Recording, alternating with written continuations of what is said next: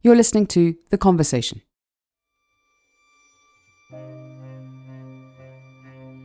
Donald Trump wants $10 billion. In mid-July, the Wall Street Journal published an article alleging that Trump once wrote a bawdy birthday letter to the convicted sex offender Jeffrey Epstein. Trump's reaction was to sue for libel. Among those listed in the lawsuit are the Journal, its parent company Dow Jones, and its owner, Rupert Murdoch. In a post on Truth Social, President Trump took aim at Rupert Murdoch and the Wall Street Journal, writing, "We have just filed a powerhouse lawsuit against everyone involved in publishing the false, malicious, defamatory fake news article." Trump and Murdoch have a transactional friendship that goes back decades.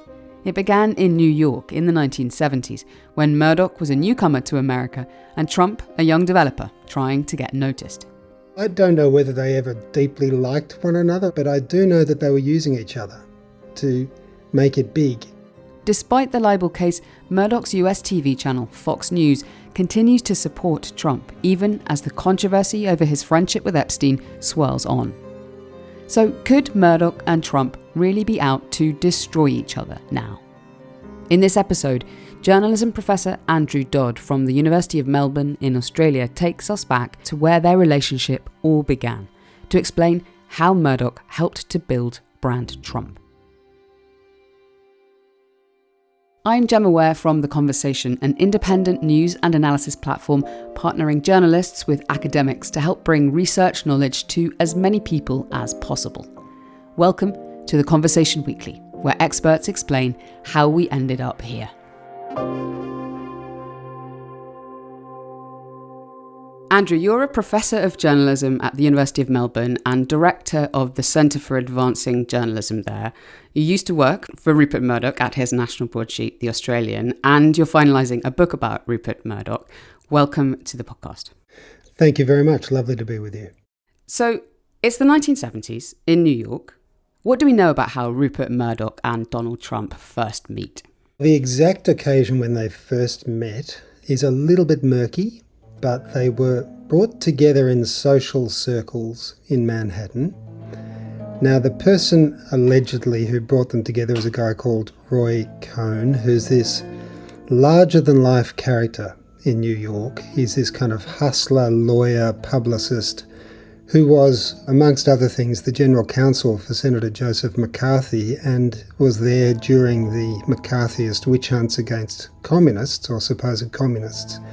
He's reinvented himself as a lawyer. He's this terribly conservative Republican man about town, and he trades in gossip. And of course, that means he's going to come very close to both Donald Trump and Rupert Murdoch.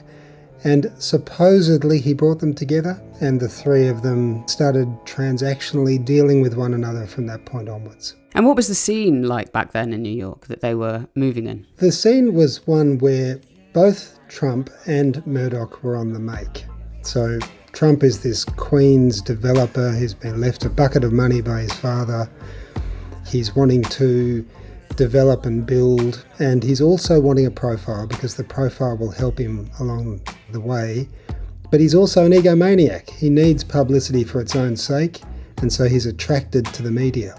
So along comes Murdoch, buys the New York Post, and finds himself in this democratic stronghold of a city where he starts to wield influence. And he does it by building up the New York Post to become a publication that trades in gossip and which taps into the scene in New York. So Murdoch has always loved gossip. He can't get enough of it. And of course, before long, Trump became fodder for the gossip pages. They were presumably hanging out in the same kind of restaurants and bars and parties. Did they hit it off? I don't know whether they ever deeply liked one another, but I do know that they were using each other. They're all using each other, really, to make it big. And I don't think at any stage you could really say that Murdoch has been truly enamoured by Trump. And it's probably the other way around too. But I suspect that they've both seen in each other opportunities for their own advancement. And for Trump, it was all about access to publicity and notoriety, Also, he saw in Murdoch, I think pretty early on, somebody who was a go-getter, somebody who was extremely astute as a business person. And through Cohn and I guess through Trump, Murdoch got access. He's a foreigner. He's operating in another city. He needs to make friends quickly. And he quickly establishes relationships with people in the Republican Party and also in the Democratic Party. He starts backing candidates. And so he's becoming ingratiated with power in the city. And so they're all using one another. So Rupert Murdoch had just bought the New York Post in 1976. Why did he choose New York? He's had this spell in San Antonio in Texas where he's run a couple of newspapers, neither of which have given him much fame or glory. And I think early on, Murdoch decided that he was wanting to make it big in the US, and to do it he really needed to break into New York, because through press in New York, he could influence the networks. ABC, NBC and CBS were all based in New York. And so the people booking the people who were coming onto programs were based in New York. The execs were there. So by influencing what was going on in Manhattan, he was influencing the entire country's media. And I think he found that experience really valuable. He learned some really important lessons about how to do business in the US, because as he found in the UK, doing business there was different to Australia. And in each of the markets in Australia, doing business was different. So he was adapting and developing and evolving in a brand new and bigger market. So he'd had a long history in Australia, then he'd come to the UK where he'd very successfully bought The Sun, but he was a newcomer in New York. This is not his town. So he was looking for friends. Yeah, he needed them. And Murdoch's good at being close to people when he needs to, and he's very good at forgetting about them when he doesn't need them anymore. And he quickly ingratiated himself with people around town and made connections. They proved invaluable. He had a lot of changing to do when he got to New York. He needed to buy into print because that's the medium that he principally knew. But I think also by buying into print, even when he developed the New York Post to become a popular tabloid in the city, he realised that it wasn't going to give him the influence that papers gave him in the UK. So I think he pretty well worked out that he had to get into TV if he was going to be influential in the US. That meant, of course, that he had to change regulations to allow him to hold on to publications and have TV in the same markets. So he needed to wield influence, and to do that he needed to make a lot of friends. So the two men become friends, but Rupert Murdoch's paper, The New York Post, is also running stories about Trump. What kind of stories are we talking about? Well, a lot of them. He was great fodder for the Page 6 gossip column that became one of the great innovations in the New York Post. Well, he's all over the paper. He's at the front of the paper on page 1. In fact, there's a statistic which is fairly alarming about Trump. He appeared on page 1 between 1988 and 1993 some 20 times. So there were stories about him. And particularly around the time when he was divorcing his wife, Ivana, and was hooking up with someone called Marla Maples, and the paper ran a series of exposés. I think he was on the front page for 8 days in a row where this story unfolded. Because his ex-wife, went to the rival tabloid, and so Trump told his story through the New York Post, and he became very close to the Page 6 gossip editor during that period. These were lurid stories, but of course Trump loved them. It was all about what a stud he was, and Trump just couldn't get enough of it. And it was in many ways the making of him in the sort of popular consciousness with people in New York. And it just fed into the ego of the man. People on the gossip section in the New York Post have talked about how Trump would ring them desperately trying to get into the paper. And at one point, the editor of the Page 6 section said, "Enough, we've had enough of Trump." And they cast him off into the wilderness for that period.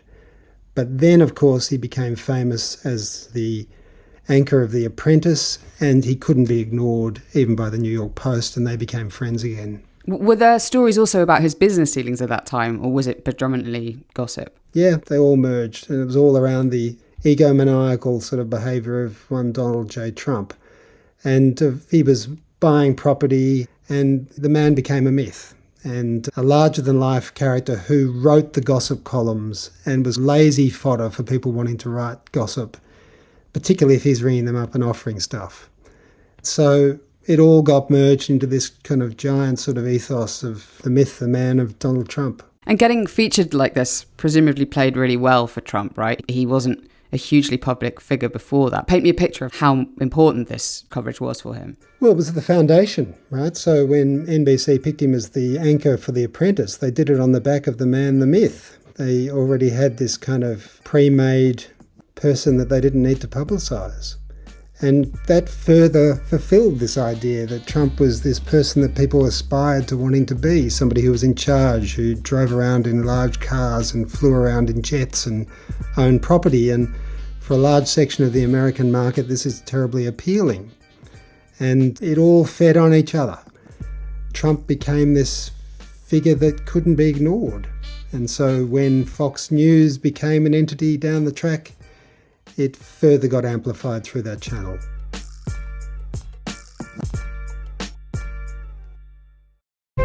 Kathleen Folbig was known as Australia's worst female serial killer. She was convicted of killing her 4 infant children until a scientist uncovered the truth. Scientists want to know the truth and want to get to the bottom of things, particularly in a case like this where science can solve it. The Lab Detective is the story of a shocking miscarriage of justice and an investigation into why Kathleen's story might not be the last. Listen wherever you get your podcasts.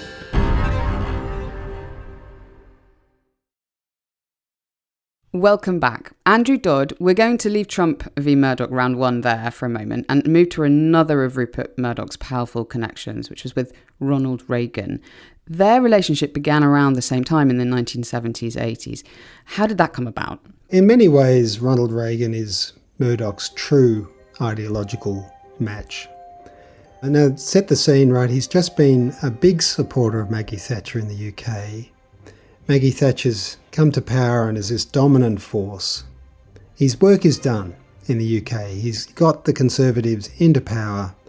He's turned the left into the loony left. There's no way they're coming back anytime soon. So he now finds himself in New York, and Reagan is on the make. And he saw in Reagan somebody who was small government, who was anti-communist, who was an appealing figure and who could galvanise the right. And he saw a need, I think, also to make connections with Reagan, because at this very time he was making inroads into different markets in the US and needed communications regulations relaxed. And so the New York Post fell in behind Reagan's campaign, and it delivered a democratic state to Reagan in the 1980 election. In fact, Reagan attributes the success they had in New York to the New York Post. And so in return, the Federal Communications Commission is really very supportive of Murdoch's drive to get into the media in the US in a bigger way and to diversify his interests from print to television. And so what we see in the FCC during this period is a relaxation of the regulations, allowing Murdoch to do more than he could have otherwise have done. And one of the manifestations of this is the deconstruction of what was known as the Fairness Doctrine. And the Fairness Doctrine is this kind of civilizing agent in the US media that ensured that broadcasters had to be fair to all sides. They had to consider more than one viewpoint when they broadcast. Now, admittedly, this was just for broadcast channels and not for cable channels, and Fox is a cable channel, so in some ways you could say it didn't affect what happened next on cable, but it changed the whole landscape in the US. And so the rising nature of very right-wing, fairly toxic talk radio migrated into television. And it did it at a rapid pace, largely driven by Murdoch through, firstly, Metro Media, which was a broadcast-based set of channels that he brought in New York and elsewhere, but then beyond that into Fox. Murdoch was able to develop this kind of format for television which was based on opinion, but also coincidentally very cheap to make, which propelled him into the TV market in a big way, which allowed him ultimately to create a network that rivaled the main three. So it was, again, transactional. Murdoch got what he needed from Reagan. Reagan got something very valuable in his ascendancy in power in 1980. So the abolition of the fairness doctrine meant that broadcasters could amplify opinion without the need to offer opposing views and balance, essentially. How exactly did this deregulation that Murdoch won from the Reagan administration eventually lead to the birth of Fox News? What happened was we saw changes in technology, we saw new sort of forms of television coming along, the breakdown in regulation, a kind of increasingly right-wing market, the breakdown of the fairness doctrine was all leading inevitably to the creation of Fox News, which occurred, of course, because Murdoch wanted to get into TV because that's where the power is in the US. And so he brought in a new person, Roger Ailes, to set that up. In fact, there was no pretense about it being anything other than an opinion-based, highly conservative channel, which was about boosting one side of politics at the expense of the other. And so the Fox juggernaut took off. And now let's bring Donald Trump back into the frame here. He started appearing regularly on Fox. How did it help him? You're right, he did. He was gravitating towards Fox while he was also the anchor on Apprentice on NBC. And at a certain point during the Obama years, he became more prominent on Fox. The birther conspiracy theory started to emerge, where he was suggesting that Barack Obama had in fact been born in Kenya and not in the US, and therefore wasn't even legitimate as the President of the United States. And then he became a regular Monday morning caller on a segment that Roger Ailes started celebrating and promoting because it featured Donald Trump. And so every Monday morning he would join with the Fox and Friends cast, and they would talk about what was going on in US politics, all of course centred around Donald Trump's view of the world. So he became this figure who was becoming known to the Fox audience, but also he was getting to know the Fox audience too. So he was beginning to understand the people who would become his political base through Fox. And then, of course, what we know happened next is that Fox became a kind of main line through to Trump in his presidency, so that if you wanted to influence Trump as the president, you got to air on Fox and tried to influence the programming of the network. And we knew that it influenced the way he acted.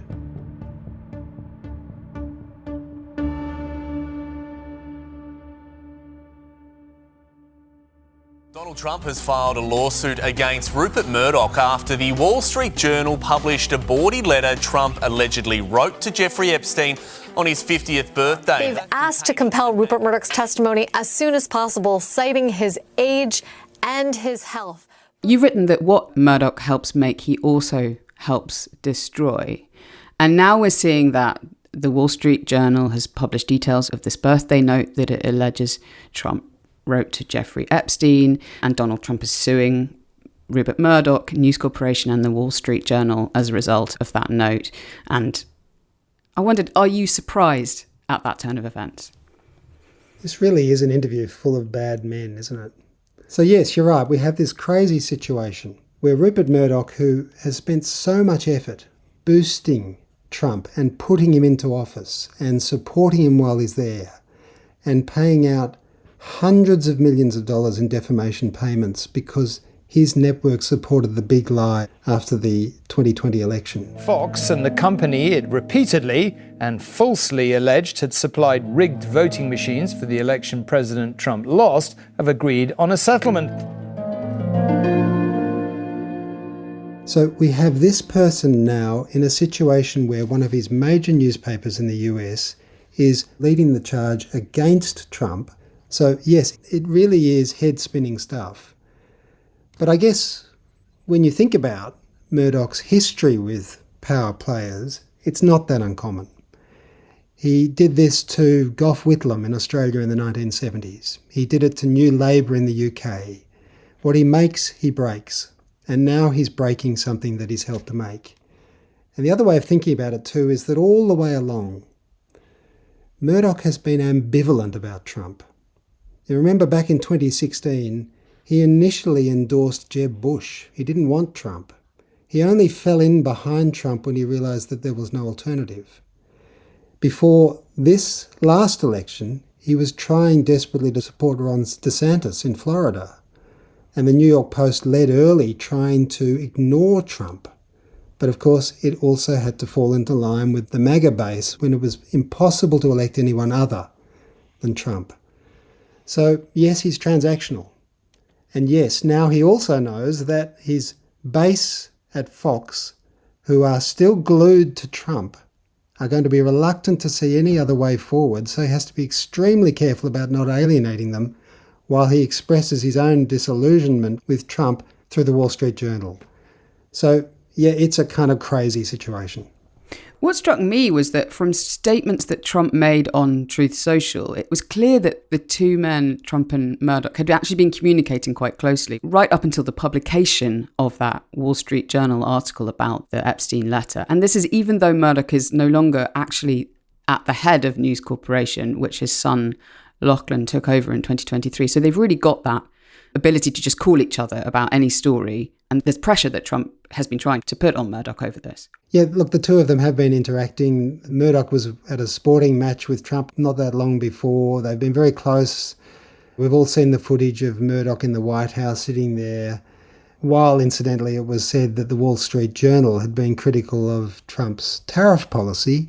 And nervously everybody looked over at Murdoch, who was in the corner of the room. Trump made a joke about it and so on.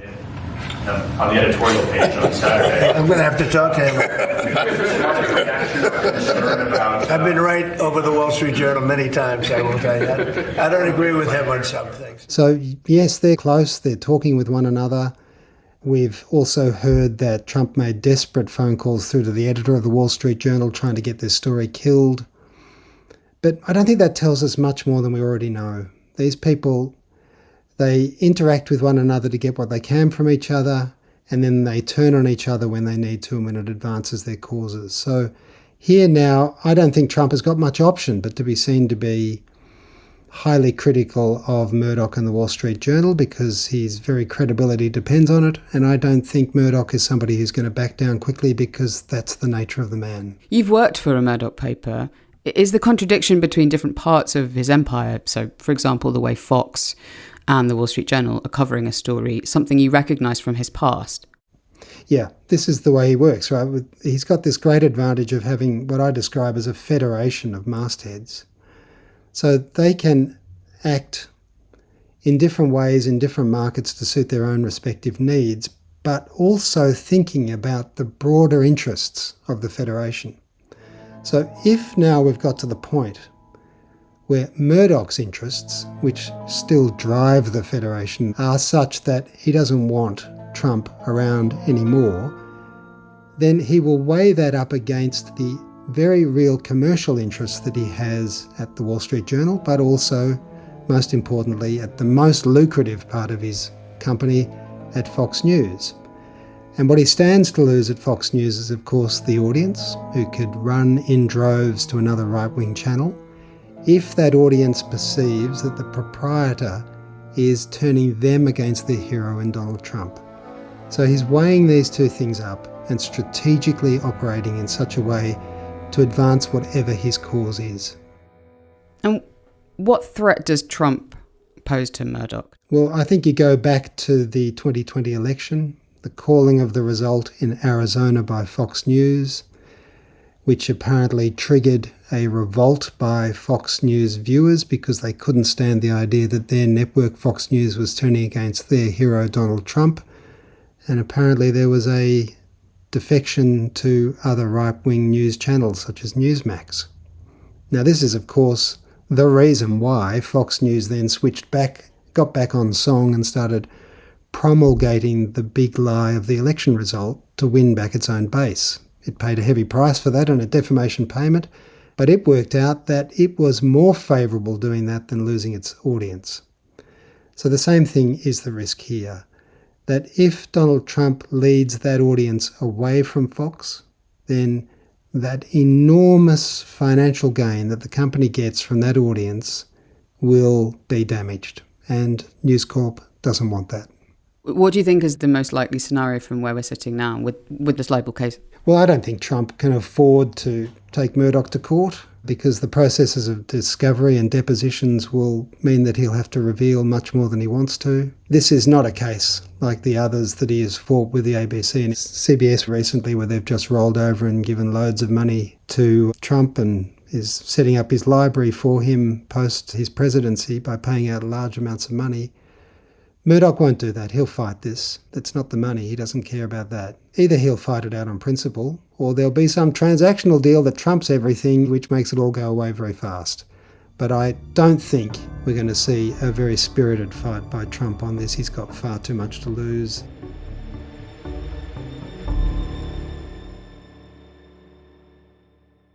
Could either actually really destroy each other, though? Well, we live in hope. I'm not joking when I say that. I think to look on from the sidelines and see the damage that both these people are doing to our democracy, and I don't have sympathy, and I don't think a lot of people have sympathy for either. As we've said, these people deserve each other, but I don't think we deserve any of them. I think for Murdoch to be lionised as some hero here because he's calling Trump out is ridiculous, because it showcases just how damaging what he has done has been in getting Trump to where he is now. And I think what Trump is doing now seems quite laughable, the way he is trying to deflect and do whatever he can to send attention elsewhere. But I suppose if Murdoch is the one who helps expose it, then I guess we've got to be grateful, but I won't be overwhelmingly grateful. Thank you, Andrew, for telling us that history and some of what might happen next. It's been great speaking with you. You're very welcome. Thank you.